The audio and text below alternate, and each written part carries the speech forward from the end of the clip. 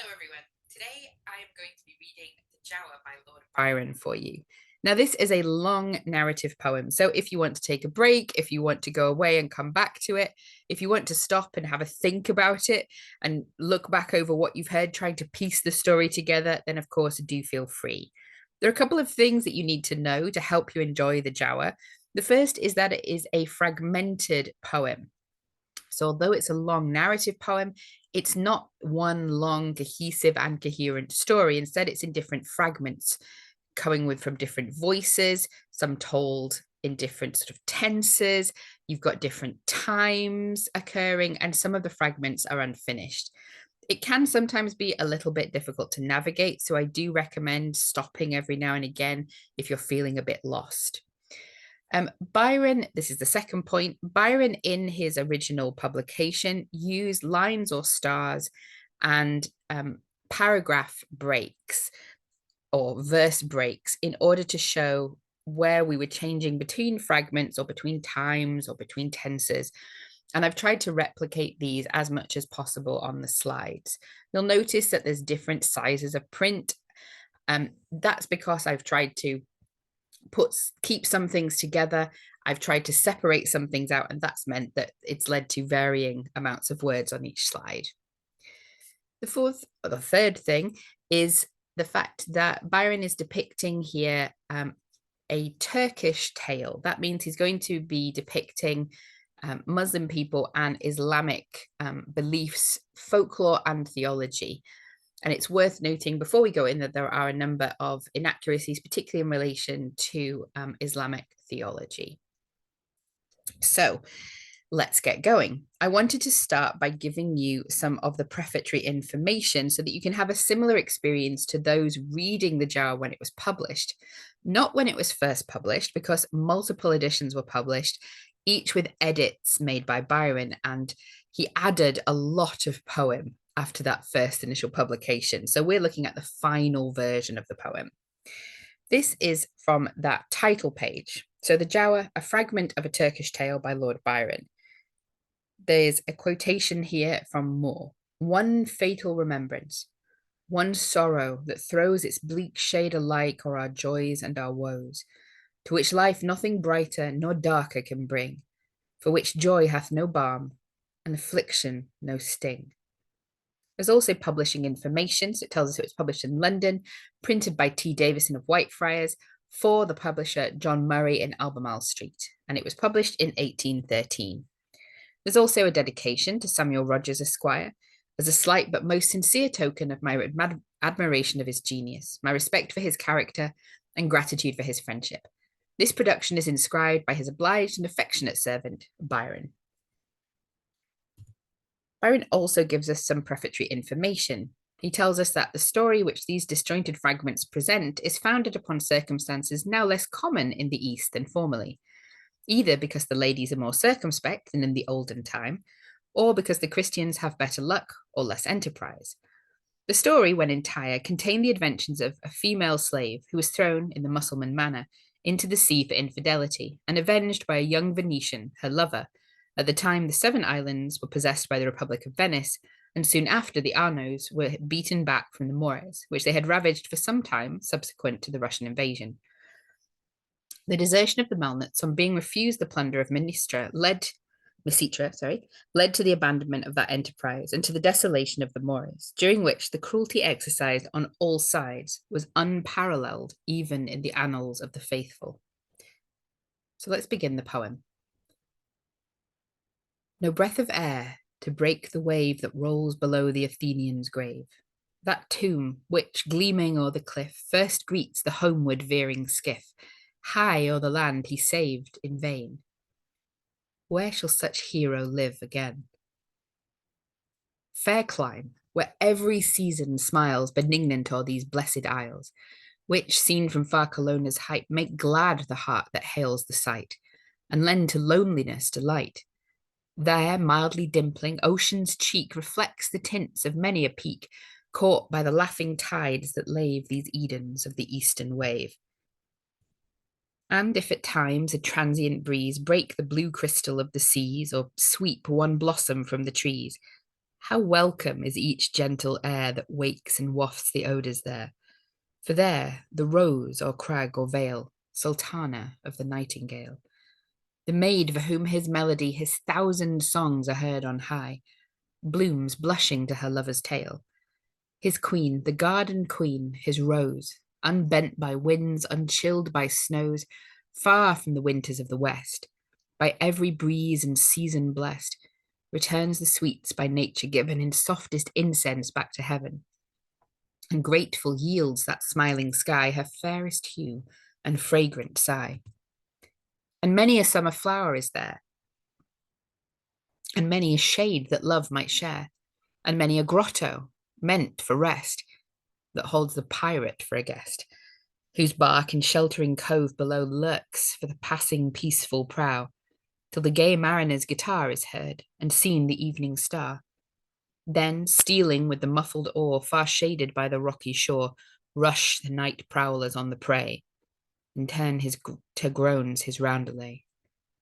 Strange, that where nature loved to trace as if for gods a dwelling place, and every charm and grace hath mixed within the paradise she fixed, there man, enamoured of distress, should mar it into wilderness, and trample brute-like o'er each flower that tasks not one laborious hour, nor claims the culture of his hand to bloom along the fairyland, but springs as to preclude his care, and sweetly woos him, but despair.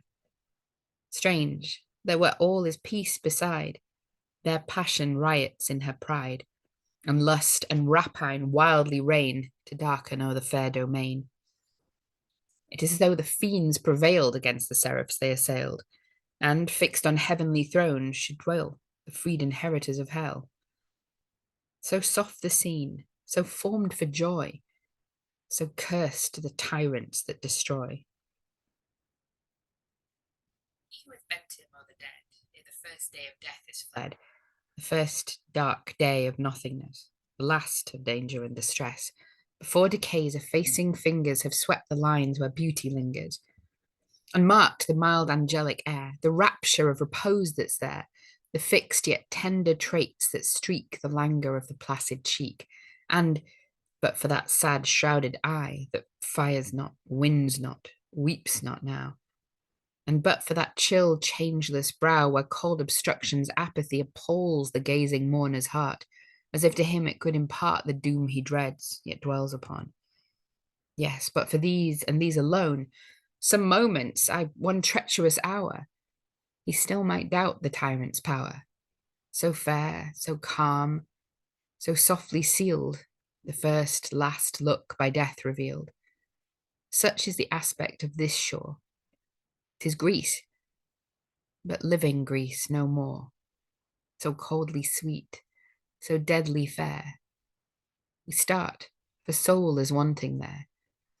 Hers is the loveliness in death that parts not quite with parting breath, but beauty with that fearful bloom, that hue which haunts it to the tomb. Expression's last receding ray, a gilded halo hovering round decay, the farewell beam of feeling passed away. Spark of that flame, perchance of heavenly birth, which gleams but warms no more its cherished earth. Clime of the unforgotten brave, whose land from plain to mountain cave was freedom's home or glory's grave. Shrine of the mighty, can it be that this is all remains of thee? Approach, thou craven, crouching slave. Say, is not this the Mopali? These waters blue that round you lave? O Sebel, offspring of the free, pronounce what sea, what shore is this? The gulf, the rock of Salamis? These scenes, their story not unknown, arise and make again your own.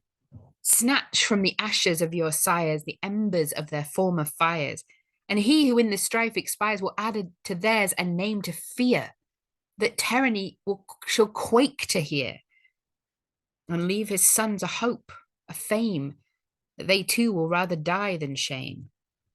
For freedom's battle once begun, bequeathed by bleeding sire to son, though baffled oft, is ever won. Bear witness, Greece, thy living page, attest it many a deathless age, while kings in dusty darkness hid have left a nameless pyramid. Thy heroes, though the general doom have swept the column from their tomb, a mightier monument command, the mountains of their native land. There points the muse to strangers' eye the graves of those that cannot die. 'Twere long to tell and sad to trace each step from splendor to disgrace. Enough, no foreign foe could quell thy soul till from itself it fell. Yes, self-abasement paved the way to villain bonds and despot sway. What can he tell who treads thy shore? No legend of thine olden time, no theme on which the muse might soar high as thine own in days of yore, when man was worthy of thy clime. The hearts within thy valleys bred, the fiery souls that might have led thy sons to deeds sublime, now crawl from cradle to the grave, slaves, nay, the bondsmen of a slave, and callous save to crime, stained with each evil that pollutes mankind where least above the brutes. Without even the savage virtue blessed, without one free or valiant breast, still to the neighbouring ports they waft, proverbial wiles and ancient craft. In this the subtle Greek is found, for this and this alone renowned. In vain might liberty invoke the spirit to its bondage broke, or raise the neck that courts the yoke. No more her sorrows I bewail, yet this will be a mournful tale, and they who listen may believe, who heard it first had cause to grieve. There's a line break here. Far dark along the blue sea glancing, the shadows of the rocks advancing, start on the fisher's eye like boat of island pirate or Minote, and fearful for his light take, he shuns the near but doubtful creek. Though worn and weary with his toil, and cumbered with his scaly spoil, slowly yet strongly plies the oar to Port Leone's safer shore, receives him by the lovely light that best becomes an eastern night.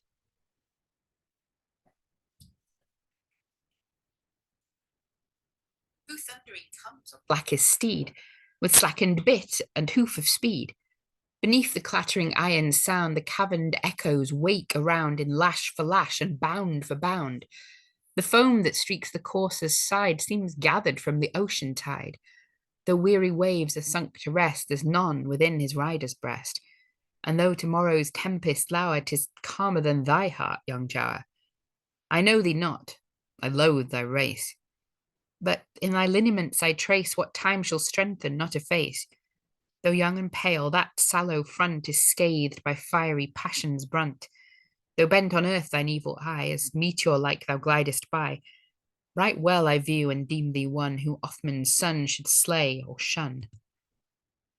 On he hastened, and he drew my gaze of wonder as he flew. Though like a demon of the night he passed and vanished from my sight, his aspect and his air impressed a troubled memory on my breast, and long upon my startled ear rang his dark courser's hooves of fear. He spurs his steed, he nears the steep that jutting shadows o'er the deep. He winds around, he hurries by, the rock relieves him from mine eye. For well I ween unwelcome he whose glance is fixed on those that flee, and not a star but shines too bright on him who takes such timeless flight.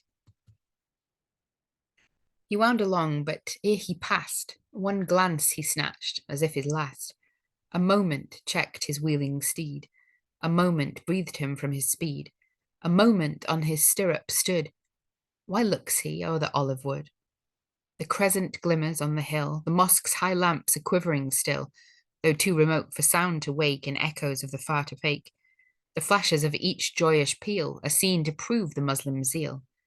Tonight, set Ramazani's sun, tonight the Barium feasts begun, tonight. But who and what art thou of foreign garb and fearful brow?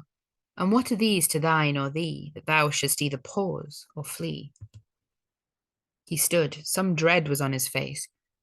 Soon hatred settled in its place. It rose not with the reddening flush of transient anger's hasty blush, but pale as marble o'er the tomb whose ghastly whiteness aids its gloom. His brow was bent, his eye was glazed. He raised his arm and fiercely raised, and sternly shook his hand on high, as doubting to return or fly. Impatient of his flight delayed, he allowed his raven charger neighed, down glanced that hand and grasped his blade. That sound had burst his waking dream, as slumber starts at owlet scream.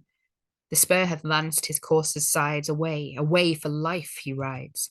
Swift as the hurled on hydra reed springs to the touch his startled steed. The rock is doubled, and the shore shakes with the clattering tramp no more. The crag is won. No more is seen his Christian crest and haughty mien.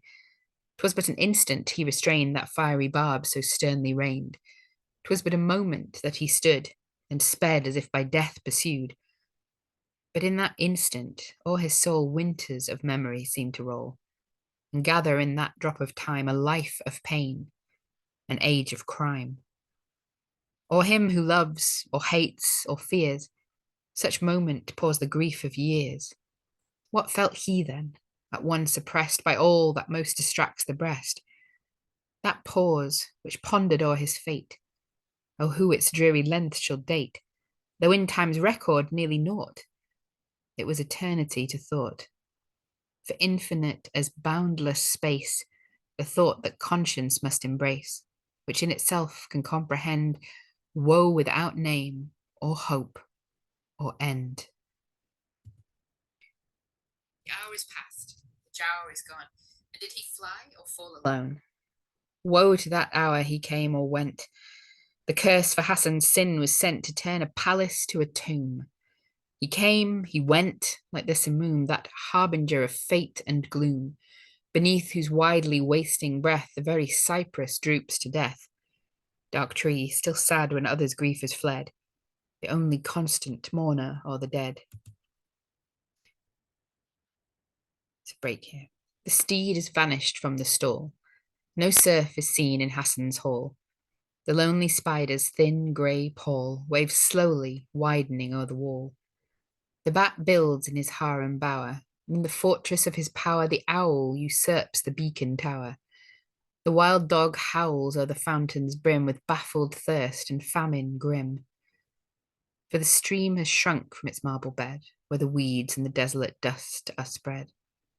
'Twas sweet of yore to see it play, and chase the sultriness of day, as springing high the silver dew in whirls fantastically flew, and flung luxurious coolness round the air, and verdure o'er the ground.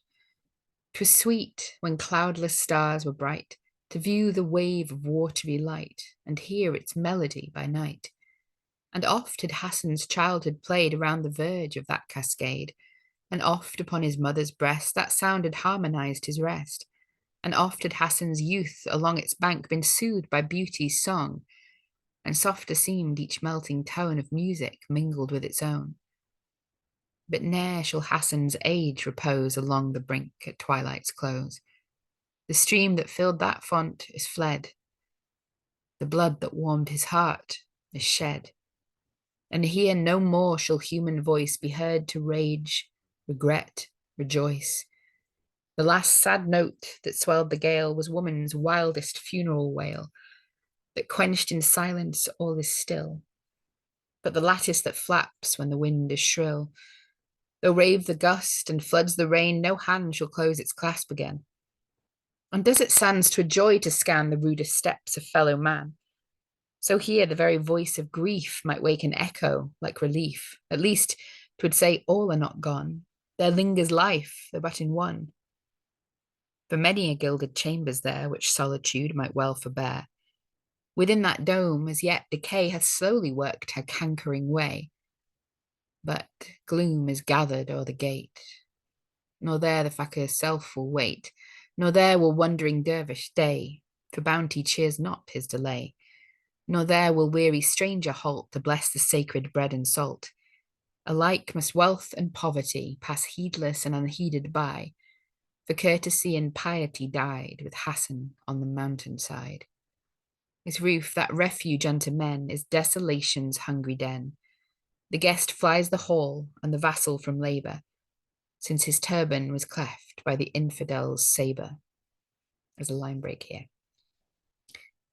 I hear the sound of coming feet, but not a voice of mine ear to greet. More near, each turban I can scan, and silver-sheaved Atagan, the foremost of the band, is seen, as Emir by his garb of green. "Oh, who art thou?" This low salam replies, "Of Muslim faith I am.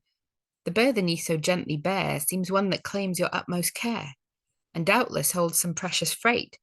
My humble bark would gladly wait."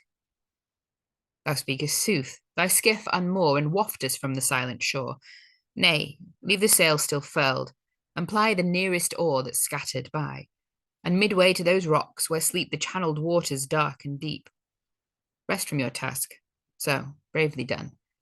Our course has been right swiftly run, yet 'tis the longest voyage, I trow, that one of—" There are stars here, indicating an unfinished passage. There's a line indicating a fragment break. Sullen it plunged and slowly sank. The calm wave rippled to the bank.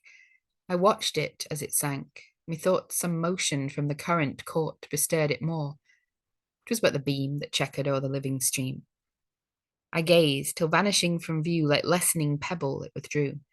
Still less and less, a speck of white that gemmed the tide, then mocked the sight. And all its hidden secrets sleep, known but genii of the deep, which trembling in their coral caves, they dare not whisper to the waves. The line for break.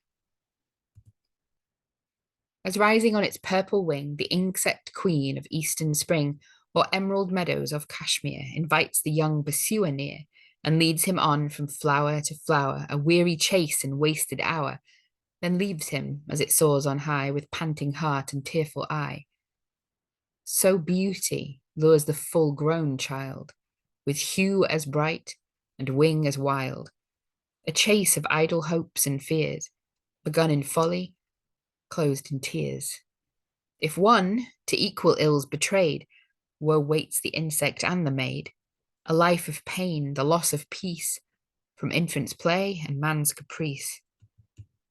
The lovely toy so fiercely sought hath lost its charm by being caught, for every touch that wooed its stay has brushed its brightest hues away, till charm and hue and beauty gone, 'tis left to fly or fall alone, with wounded wing or bleeding breast. Ah, where shall either victim rest? Can this with faded pinion soar from rose to tulip as before? Or beauty, blighted in an hour, find joy within her broken bower?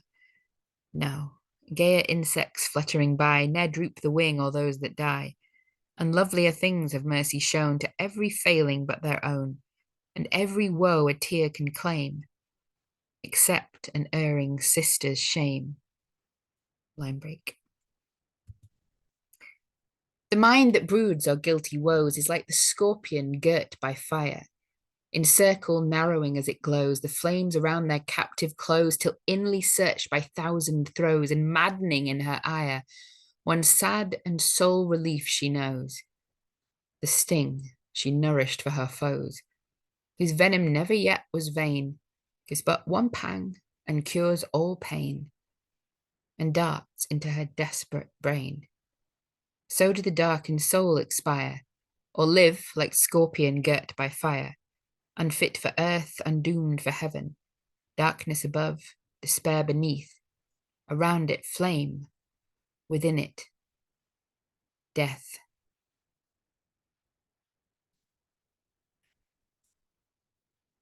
Like Hassan from the harem flies, nor bends on woman's form his eyes. The unwanted chase each hour employs, yet shares he not the hunter's joys. Not thus was Hassan wont to fly when Layla dwelt in his Sarai. Doth Layla there no longer dwell? That tale can only Hassan tell. Strange rumours in our city say upon that eve she fled away when Ramazan's last sun was set, and flashing from each minaret millions of lamps proclaimed the feast of Byron through the boundless east. 'Twas then she went as to the bath, which Hassan vainly searched in wrath, for she was flown her master's rage in likeness of a Georgian page, and far beyond the Muslim's power had wronged him with the faithless Giaour. Somewhat of this had Hassan deemed, but still so fond, so fair she seemed, too well he trusted to the slave whose treachery deserved a grave. and on that even had gone to mosque, and thence to feast in his kiosk. Such is the tale his Nubians tell, who did not watch their charge too well. But others say that on that night, by pale Fingari's trembling light, the Giaour upon his jet-black steed was seen, but seen alone to speed, with bloody spur along the shore. Nor maid nor page behind him bore. Her eyes dark charmed were vain to tell, but gaze on that of the gazelle, it will assist thy fancy well. As large as languishingly dark, but soul beamed forth in every spark that darted from beneath the lid, bright as the jewel of Giamshid. Yea, soul, and should our prophet say that form was naught but breathing clay, by Allah I would say, answer nay. The one Alcirat's arch I stood, which totters o'er the fiery flood, with paradise within my view, and all his horrors beckoning through. Oh, who young Layla's glance could read, and keep that portion of his creed which saith that woman is but dust, a soulless toy for tyrants' lust. On her might Muftis gaze, and own that through her eye the immortal shone. On her fair cheeks' unfading hue the young pomegranate's blossoms strew, their bloom and blushes ever new. Her hair in hyacinthine flow, when left to roll its folds below, as midst her handmaids in the hall, she stood superior to them all. It hath swept the marble where her feet gleamed whiter than the mountain sleet, ere from that cloud that gave it birth it fell and caught one stain on earth. The cygnet nobly walks the water, so moved on earth Circassia's daughter, the loveliest bird of Frangistan. As rears her crest the ruffled swan, and spurns the wave with wings of pride, when past the steps of stranger man along the banks that bound her tide.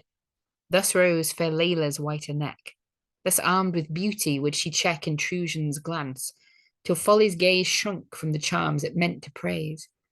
Thus high and graceful was her gait, her heart as tender to her mate. Her mate? Stern Hassan, who was he? Alas, that name was not for thee. It's a line for a break here. Stern Hassan had the journey taken with 20 vassals in his train, each armed as best becomes a man, with arquebus and ataghan. The chief before, as decked for war, bears in his belt the scimitar, stained with the best of Arno blood, when in the past the rebels stood, and few returned to tell the tale of what befell in Parna's vale. The pistols which his girdle bore were those that once a pasha wore, which still, though gemmed and bossed with gold, even robbers tremble to behold. 'Tis said he goes to woo a bride, more true than her who left his side, the faithless slave that broke her bower, and worse than faithless, for a Giaour. Break. The sun's last rays are on the hill, and sparkle in the fountain rill, whose welcome waters, cool and clear, draw blessings from the mountaineer. Here may the loitering merchant Greek find it repose, 'twere vain to seek in cities lodged too near his lord, and trembling for his secret hoard. Here may he rest where none can see, in crowds a slave, in deserts free, and with forbidden wine may stain the bowl a Muslim must not drain. Line for a break. The foremost Tartar's in the gap, conspicuous by his yellow cap. The rest in lengthening line the while wind slowly through the long defile. Above, the mountain rears a peak, where vultures whet the thirsty beak, and theirs may be a feast tonight, shall tempt them down ere morrow's light. Beneath, a river's wintry stream has shrunk before the summer beam, and left a channel bleak and bare, save shrubs that spring to perish there. Each side the midway path there lay small broken crags of granite grey, by time or mountain lightning riven, from summits clad in mist of heaven. But where is he that hath beheld the peak of Giaour unveiled? Line break. They reach the grove of pine at last. Bismillah, now the peril's past. For yonder view the opening plain, and there we'll prick our steeds again, amain. Caius spoke, and as he said, a bullet whistled o'er his head. The foremost Tartar bites the ground. Scarce had they time to check the rein, swift from their steeds the riders bound. But 3 shall never mount again. Unseen the foes that gave the wound, the dying ask revenge in vain. With steel unsheathed and carbine bent, some o'er their coursers' harness leant, half sheltered by the steed. Some fly beneath the nearest rock, and there await the coming shock. nor tamely stand to bleed beneath the shaft of foes unseen, who dare not quit their craggy screen. Stern Hassan only from his horse disdains to light, and keeps his course, till fiery flashes in the van proclaim too sure the robber clan have well secured the only way could now avail the promised prey. Then curled his very beard with ire, and glared his eye with fiercer fire. Though far and near the bullets hiss, I've scaped a bloodier hour than this. And now the foe their covert quit, and call his vassals to submit. But Hassan's frown and furious word are dreaded more than hostile sword, nor of his little band of men a man resigned carbine or ataghan, nor raised the craven cry a man. In fuller sight, more near and near, the lately ambushed foes appear, and issuing from the grove advance, some who on battle charger prance. Who leads them on with foreign brand, far flashing in his red right hand? 'Tis he, I know him now. I know him by his pallid brow, I know him by the evil eye that aids his envious treachery. I know him by his jet black barb, though now arrayed in Arnaut garb, apostate from his own vile faith. It shall not save him from the death. 'Tis he, well met in any hour, lost Layla's love. Accursed Giaour. As rolls the river into ocean in sable torrent wildly streaming, as the sea tide's opposing motion in azure column proudly gleaming beats back the current, many a rude in curling foam and mingling flood, while eddying whirl and breaking wave, roused by the blast of winter rave. Through sparkling spray and thundering clash, the lightnings of the water flash in awful whiteness o'er the shore that shines and shakes beneath the roar. Thus, as the stream and ocean greet with waves that madden as they meet, thus join the bands who mutual wrong and fate and fury drive along. The bickering sabres shivering jar, and pealing wide or ringing near, its echoes on the throbbing ear, the death shot hissing from afar. Shock, the shout, the groan of war reverberate along that vale, more suited to the shepherd's tale. Though few the numbers, there's the strife that neither spares nor speaks for life. Our fondly youthful hearts compress to seize and share the dear caress, but love itself could never pant for all that beauty sighs to grant with half the fervour hate bestows upon the last embrace of foes, when grappling in the fight they fold those arms that ne'er shall lose their hold. Friends meet to part, love laughs at faith. True foes, once met, are joined till death. Sabre shivered to the hilt, yet dripping with the blood he spilt, yet strained within the severed hand which quivers round that faithless brand. His turban far behind him rolled, and cleft in twain its firmest fold. His flowing robe by falchion torn and crimson as those clouds of morn that, streaked with dusky red, portend the day shall have a stormy end. A stain on every bush that bore a fragment of his palampour, his breast with wounds unnumbered riven, his back to earth, his face to heaven. Fallen Hassan lies, his unclosed eye yet lowering on his enemy, as if the hour that sealed his fate, surviving, left his quenchless hate. And o'er him bends that foe with brow as dark as his that bled below. Line break. Yes, Layla sleeps beneath the wave, but his shall be a redder grave. Her spirit pointed well that steel which taught that felon heart to feel. He called the prophet, but his power was vain against the vengeful Giaour. He called on Allah, but the word arose unheeded or unheard. Oh, Paynim fool, could Layla's prayer be passed and thine accorded there? I watched my time, I leagued with these, the traitor in his turn to seize. My wrath is wrecked, the deed is done, and now I go, but go alone. Line break.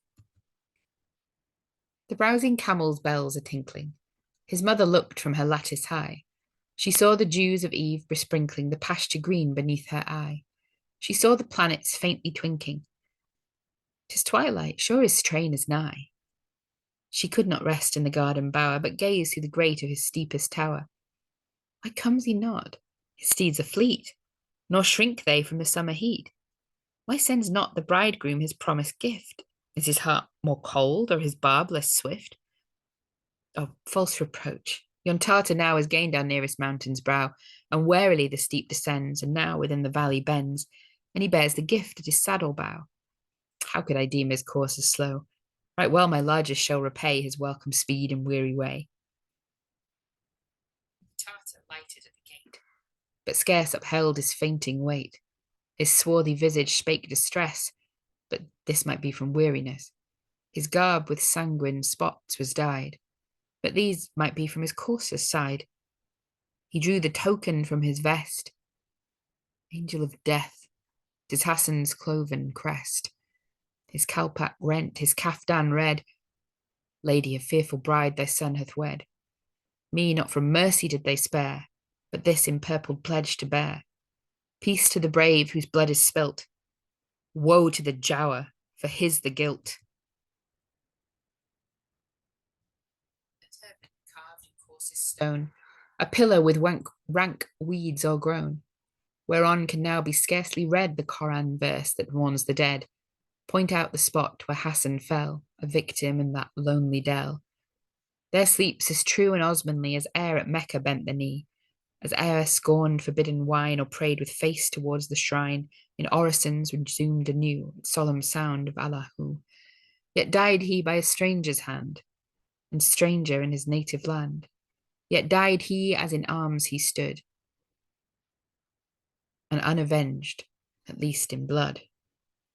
But him the maids of paradise impatient to their halls invite, and the dark heaven of Hori's eyes on him shall glance for ever bright. They come, their kerchiefs green they wave, and welcome with a kiss the brave, who falls in battle against a Giaour, is worthiest an immortal bower. A line for break.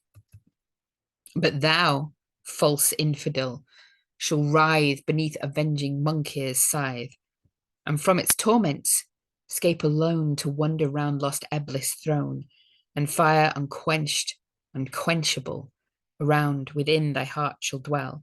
Nor ear can hear, nor tongue can tell the tortures of that inward hell. But first, on earth as vampire sent, thy corse shall from its tomb be rent. Then ghastly, haunt thy native place, and suck the blood of all thy race. There, from thy daughter, sister, wife, at midnight drain the stream of life, yet loathe the banquet which perforce must feed thy livid, living corse. Thy victims, ere they yet expire, shall know the demon for their sire, is cursing thee, thou cursing them. Thy flowers are withered on the stem. But one that for thy crime must fall, the youngest, most beloved of all, shall bless thee with a father's name, and that word shall wrap thy heart in flame. Yet must thou end thy task, and mark her cheek's last tinge, her eyes' last spark, and the last glassy glance must view which freezes o'er its lifeless blue. Then with unhallowed hand shalt tear the tresses of her yellow hair, of which in life a lock when shorn affection's fondest pledge was worn, but now is borne away by thee, memorial of thine agony. Wet with thine own best blood shall drip thy gnashing tooth and haggard lip. Then stalking to thy sullen grave go, with ghouls and afrits rave, till these in horror shrink away from spectre more accursed than they. Line break. How name ye yon lone Callier? His features I have scanned before in mine own land. 'Tis many a year since dashing by the lonely shore I saw him urge as fleet a steed as ever served a horseman's need. But once I saw that face, yet then it was so marked with inward pain I could not pass it by again. It breathes the same dark spirit now, as death was stamped upon his brow. 'Tis twice 3 years at summertide since first among our friars he came, and here it soothes him to abide for some dark deed he will not name. But never at our vesper prayer, nor ere before confession chair kneels he, nor recks he when arise incense or anthem to the skies, but broods within his cell alone, his faith and race alike unknown. The sea from Paynim land he crossed, and here ascended from the coast, yet seems he not of Othman race, but only Christian in his face. I judge him some stray renegade, repentant of the change he made, save that he shuns our holy shrine, nor tastes the sacred bread and wine. Great largesse to these walls he brought, and thus our abbot's favour bought. But were I prior, not a day should brook such strangers further stay, or pent within our penance cell should doom him there for aye to dwell. Much in his visions mutters he of maiden whelmed beneath the sea, of sabres clashing, foemen flying, wrongs avenged, Moslem dying. On cliff he hath been known to stand and rave as to some bloody hand fresh severed from its parent limb, invisible to all but him, which beckons onwards to his grave and lures to leap into the wave. Or 2 lines for a break here. Dark and unearthly is the scowl that glares beneath his dusky cowl. The flash of that dilating eye reveals too much of times gone by. Though varying, indistinct its hue, oft with his glance the gazer rue, for in it lurks that nameless spell which speaks, itself unspeakable, a spirit yet unquelled and high that claims and keeps ascendancy. Unlike the bird whose pinions quake but cannot fly, the gazing snake will others quail beneath his look, nor scape the glance they scarce can brook.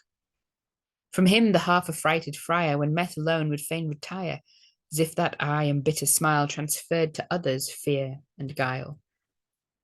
Not oft a smile descendeth he, and when he doth, 'tis sad to see that he but mocks at misery. How that pale lip will curl and quiver, and fix once more as if for ever, as if his sorrow or disdain forbade him e'er to smile again. Well were it so, such ghastly mirth from joyance ne'er derived its birth. But sadder still it were to trace what once were feelings in that face. Time hath not yet the features fixed, but brighter traits with evil mixed, and there are hues not always faded, which speak a mind not all disgraded, even by the crimes through which it waded. The common crowd but see the gloom of wayward deeds and fitting doom. The close observer can espy a noble soul and lineage high. Alas, though both bestowed in vain, which grief could change and guilt could stain, it was no vulgar tenement to which such lofty gifts were lent, and still with little less than dread on such the sight is riveted. The roofless, decayed and rent will scarce delay the passer-by. The tower by war or tempest bent, while yet may frown one battlement, demands and daunts the stranger's eye. Each ivied arch and pillar lone pleads haughtily for glories gone. His floating robe around him folding, slow sweeps he through the columned aisle, with dread behold, with gloom beholding the rites that sanctify the pile. But when the anthem shakes the choir and kneel the monks, his steps retire. By yonder lone and wavering torch, his aspect glares within the porch. There will he pause till all is done, and hear the prayer but utter none. See, by the half-illumined wall, his hood fly back, his dark hair fall, that pale brow wildly wreathing round, as if the Gorgon there had bound the sablest of the serpent braid that o'er her fearful forehead strayed. But he declines the convent oath, and leaves those locks unhallowed growth. But where's our garb in all beside? And not from piety, but pride gives wealth to walls that never heard of his one holy vow nor word. Lo, mark ye as the harmony peals louder praises to the sky, that livid cheek, that stony air of mixed defiance and despair. St. Francis keep him from the shrine, else may we dread the wrath divine made manifest by awful sign. If ever angel bore the form of mortal, such he wore, by all my hopes of sin forgiven. Such looks are not of earth nor heaven. To love the softest hearts are prone, but such can ne'er be all his own. Too timid in his woes to share, too meek to meet or brave despair. And sterner hearts alone may feel the wound that time can never heal. The rugged metal of the mine must burn before its surface shine, but plunged within the furnace flame it bends and melts, though still the same. Then tempered to thy want or will, 'twill serve thee to defend or kill, a breastplate for thine hour of need, or blade to bid thy foeman bleed. But if a dagger's form it bear, let those who shape its edge beware. Thus passion's fire and woman's art can turn and tame the sterner heart. For these its form and tone are taken, and what they make it must remain, but break before it bend again. 2 lines for a break. If solitude succeed to grief, release from pain is slight relief. The vacant bosom's wilderness might thank the pang that made it less. We loathe what none are left to share, even bliss 'twere woe alone to bear. The heart once left thus desolate must fly at last for ease to hate. It is as if the dead could feel the icy worm around them steal and shudder as the reptiles creep to revel o'er their rotting sleep, without the power to scare away the cold consumers of their clay. It is as if the desert bird, whose beak unlocks her bosom's stream to still her famished nestlings' scream, nor mourns a life to them transferred, should rend her rash devoted breast, and find them flown her empty nest. The keenest pangs the wretched find a rapture to the dreary void, the leafless desert of the mind, the waste of feelings unemployed. Who would be doomed to gaze upon a sky without a cloud or sun? Less hideous far the tempest's roar than ne'er to brave the billows more. Thrown when the wars of wind is over, war of winds is o'er, a lonely wreck on fortune's shore, mid sullen calm and silent bay, unseen to drop by dull decay. Better to sink beneath the shock than moulder piecemeal on the rock. Time for a break. Father, thy days have passed in peace mid counted beads and countless prayer, to bid the sins of others cease, thyself without a crime or care, save transient ills that all must bear, has been thy lot from youth to age. And thou wilt bless thee from the rage of passions fierce and uncontrolled, such as thy penitents unfold, whose secret sins and sorrows rest within thy pure and pitying breast. My days, though few, have passed below, in much of joy, but more of woe. Yet still in hours of love or strife, I've scaped the weariness of life. Now leagued with friends, now girt by foes, I loathed the languor of repose. Now nothing left to love or hate, no more with hope or pride elate. I'd rather be the thing that crawls most noxious o'er a dungeon's walls than pass my dull, unvarying days, condemned to meditate and gaze. Yet lurks a wish within my breast for rest, but not to feel 'tis rest. Soon shall my fate that wish fulfill, and I shall sleep without the dream of what I was, and would be still. Dark as to thee my deeds may seem, my memory now is but the tomb of joys long dead, my hope their doom. The better to have died with those than bear a life of lingering woes. My spirit shrunk not to sustain the searching throes of ceaseless pain, nor sought the self-accorded grave of ancient fool and modern knave. Yet death I have not feared to meet, and in the field it had been sweet, had danger wooed me on the move, the slave of glory, not of love. I've braved it, not for honour's boast, I smile at laurels won or lost. To such let others carve their way, for high renown or hireling pay.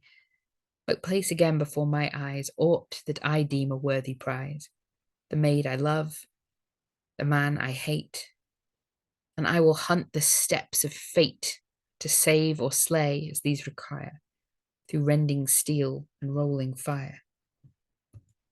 Nor needst thou doubt this speech from one who would but do what he hath done.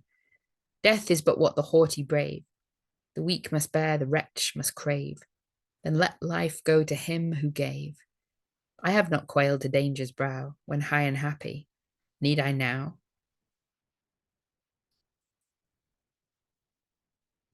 I loved her friend, nay, adored. But these are words that all can use. I proved it more indeed than word. There's blood upon that dinted sword, a stain its steel can never lose. 'Twas shed for her who died for me. It warmed the heart of one abhorred.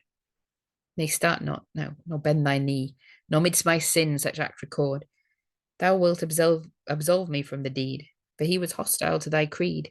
The very name of Nazarene was wormwood to his Paynim spleen. Ungrateful fool, since but for brands well wielded in some hardy hands, and wounds by Galileans given, the surest path to Turkish heaven. For him his houris still might wait, impatient at the prophet's gate. I loved her. Love will find its way through paths where wolves would fear to prey, and if it dares enough, 'twere hard if passion met not some reward. No matter how or where or why, I did not vainly seek nor sigh, yet sometimes with remorse. In vain I wish she had not loved again. She died, I dare not tell thee how, but look, 'tis written on my brow. There read of Cain the curse and crime, in characters unworn by time. Still, ere thou dost condemn me, pause, not mind the act, though I the cause. Yet did he but what I had done, had she been false to more than one.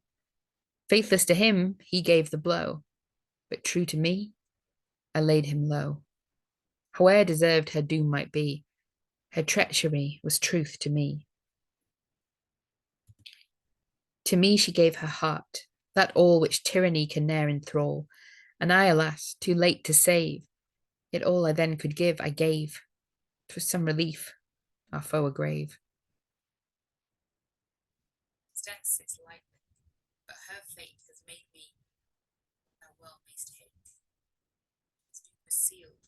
He knew it well, warned by the voice of stern to hear, deep in whose darkly boding ear the death shot pealed of murder near, as filed the troop to where it fell. He died too in the battle broil, a time that heeds nor pain nor toil. One cry to Mahomet for aid, one prayer to Allah, all he made. He knew and crossed in the fray.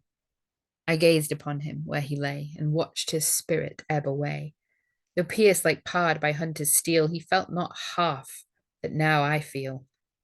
I searched, but vainly searched, to find the workings of a wounded mind. Each feature of that sullen corpse betrayed his rage, but not remorse. Oh, what had vengeance given to trace despair upon his dying face?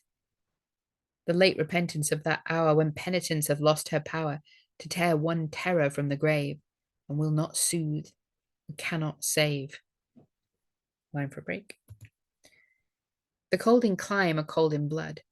Their love can scarce deserve the name, but mine is like the lava flood that boils in Etna's breast of flame. I cannot prate in puling strain of lady love and beauty's chain. If changing cheek and scorching vein, lips taught to writhe but not complain, if bursting heart and maddening brain, and daring deed and vengeful steel, and all that I have felt and feel betoken love, that love was mine, and shown by many a bitter sign. 'Tis true, I could not whine nor sigh. I knew but to obtain or die. I die, but first I have possessed, and come what may, I have been blessed. Shall I the doom I sought upbraid? No, reft of all, yet undismayed, but for the thought of Layla slain, give me the pleasure with the pain, so would I live and love again. I grieve, but not my holy guide, for him who dies, but her who died. She sleeps beneath the wondering wave. Oh, had she but an earthly grave, this breaking heart and throbbing head should seek and share her narrow bed. She was a form of life and light, that seen became a part of sight, and rose where'er I turned mine eye, the morning star of memory.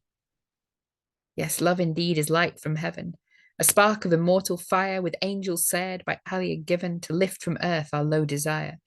Devotion wafts the mind above, but heaven itself descends in love. A feeling from the Godhead caught, to wean from self each sordid thought, a ray of him who formed the whole, a glory circling round the soul. I grant my love imperfect, all that mortals by the name miscall, then deem it evil, what thou wilt. But say, oh say, hers was not guilt. She was my life's unerring light, that quenched, what beam shall break my night? Oh, would it shone to lead me still, although to death or deadliest ill. Why marvel ye, if they who lose this present joy, this future hope, no more with sorrow meekly cope? In frenzy then their fate accuse, in madness do those fearful deeds that seem to add but guilt to woe. Alas, the breast that inly bleeds hath naught to dread from outward blow. Who falls from all he knows of bliss cares little into what abyss. Fierce as the gloomy vultures now to thee, old man, my deeds appear. I read abhorrence on thy brow, and this too I was born to bear. 'Tis true that like that bird of prey with havoc have I marked my way, but this was taught me by the dove, to die and know no second love. This lesson yet hath man to learn, taught by the things he dares to spurn. The bird that sings within the brake, the swan that swims upon the lake, one mate and one alone will take. And let the fool still prone to range and sneer on all who cannot change, partake his jest with boasting boys. I envy not his varied joys, but deem such feeble, heartless man less than yon solitary swan. Far, far beneath the shallow maid he left believing and betrayed. Such shame at least was never mine. Layla, each thought was only thine. My good, my guilt, my weal, my woe, my hope on high, my all below. Each holds no other like to thee, or if it doth, in vain for me. For worlds I dare not view the dame resembling thee, yet not the same. The very crimes that mar my youth, this bed of death attest my truth. 'Tis all too late. Thou wert, thou art, the cherished madness of my heart. And she was lost, and yet I breathed, but not the breath of human life. A serpent round my heart was wreathed, and stung my every thought to strife. Alike all time, abhorred all place, shuddering I shrank from nature's face, where every hue that charmed before the blackness of my bosom wore. The rest thou dost already know, and all my sins and half my woe. But talk no more of penitence. Thou seest I soon shall part from hence, and if thy holy tale were true, the deed that's done, canst thou undo? Think me not thankless, but this grief looks not to priesthood for relief. My soul's estate in secret guess, but wouldst thou pity more, say less. When thou canst bid my Layla live, then will I sue thee to forgive. Then plead my cause in that high place where purchased masses proffer grace. Go, when the hunter's hand hath wrung from forest cave her shrieking young, and claim the lonely lioness. But calm the lonely lioness, but soothe not, mock not my distress. In earlier days and calmer hours, when heart with heart delights to blend, where bloom my native valley's bowers, I have I now, a friend. To him the pledge I charge thee send, memorial of a youthful vow. I would remind him of my end. Though souls absorbed like mine allow brief thought to distant friendships claim, yet dear to him my blighted name. 'Tis strange. He prophesied my doom, and I have smiled, I then could smile, when prudence would his voice assume and warn, I recked not what the while. But now remembrance whispers o'er those accents scarcely marked before. Say that his bodings came to pass, and he will start to hear that their truth, and wish his words had not been sooth. Tell him, unheeding as I was, through many a busy, bitter scene, of all our golden youth had been in pain, my faltering tongue had tried to bless his memory ere I died. But heaven in wrath would turn away if guilt should for the guiltless pray. I do not ask him not to blame, too gentle he to wound my name. And what have I to do with fame? I do not ask him not to mourn, such cold request might sound like scorn. And what than friendship's manly tear may better grace a brother's bier? But bear this ring, his own of old, and tell him what thou dost behold, the withered frame, the ruined mind, the rack by passion left behind, a shriveled scroll, a scattered leaf, seared by the autumn blast of grief. Line for a break. Tell me now more of fancy's gleam. No, father, no, 'twas not a dream. Alas, the dreamer first must sleep. I only watched and wished to weep, but could not for my burning brow throb to the very brain as now. I wish but for a single tear, and something welcome, new and dear. I wished it then, I wish it still. Despair is stronger than my will. Waste not then orison. Despair is mightier than thy pious prayer. I would not, if I might, be blessed. I want no paradise but rest. 'Twas then, I tell thee, father, then I saw her. Yes, she lived again, and shining in her white samar, as though yon pale grey cloud, the star which now I gaze on as on her, who looked and looks far lovelier. Dimly I view its trembling spark. Tomorrow's night shall be more dark, and I before its rays appear, that lifeless thing the living fear. I wonder, father, for my soul is fleeting towards the final goal. I saw her, friar, and I rose, forgetful of our former woes, and rushing from my couch, I dart and clasp her to my desperate heart. I clasp. What is it that I clasp? No breathing form within my grasp, no heart that beats reply to mine. Yet, Layla, yet the form is thine. And art thou, dearest, changed so much as meet my eye, yet mock my touch? Or were thy beauties e'er so cold, I care not, so my arms enfold the all they ever wished to hold. Alas, around a shadow pressed, they shrink upon my lonely breast. Yet still 'tis there, in silence stands and beckons with beseeching hands, with braided hair and bright black eye. I knew 'twas false, she could not die. But he is dead, within the dell. I saw him buried where he fell. He comes not, for he cannot break from earth. Why then art thou awake? They told me wild waves rolled above the face I view, the form I love. They told me 'twas a hideous tale. I tell it, but my tongue would fail. If true, and from thine ocean cave thou comest to claim a calmer grave, or pass thy dewy fingers o'er this brow that then will burn no more, or place them on my hopeless heart.